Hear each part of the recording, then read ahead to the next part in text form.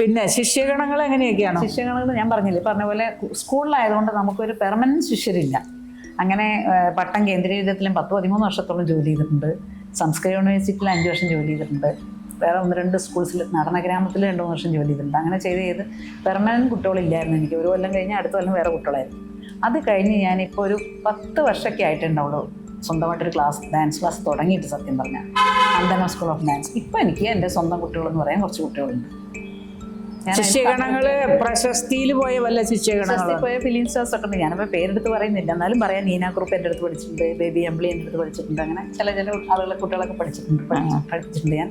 എല്ലാവരും ഞങ്ങളെ നൈബറായിരുന്നു, കോഴിക്കോടുകാരായിരുന്നു അവരൊക്കെ. അങ്ങനെ പഠിച്ചിട്ടുണ്ട്. എൻ്റെ ശിഷ്യഗണങ്ങളെ കഴിച്ച് പറയുമ്പോഴേ സിനിമ സീരിയലൊക്കെ ഉണ്ടായിരുന്നു. പക്ഷെ അത് ഒരുപാട് കാലമൊന്നും അവർക്ക് പഠിക്കണ്ടല്ലോ. അവരെന്തെങ്കിലും കുറച്ചൊക്കെ പഠിക്കും. നമ്മുടെ സാധാരണ കുട്ടികളെ കൂട്ട് ഭയങ്കരമായിട്ട് അധ്വാനിച്ച് പഠിക്കാൻ ഒരു മനസ്സൊന്നും അവർക്കില്ല. എന്തെങ്കിലും ഒന്ന് വന്ന് കാണിക്കണം. പിന്നെ നമ്മുടെ സാധാരണ കുട്ടികളെ കൂട്ട് ഒരു അനുസരണാശീലമൊന്നും എനിക്ക് തോന്നിയിട്ടില്ല. പിന്നെ എനിക്ക് അതിനകത്ത് കുറച്ചുകൂടി സ്ട്രിക്റ്റ് ആണ് ഞാൻ. അപ്പൊ അത് അധികം വർഷം ഞാൻ ഏക്കാറില്ല. പിന്നെ 1-2 സിനിമയിൽ നൃത്ത സംവിധാനത്തിന് പോയിട്ടുണ്ട്. അത് ഞാനും പോയിട്ടുണ്ട്.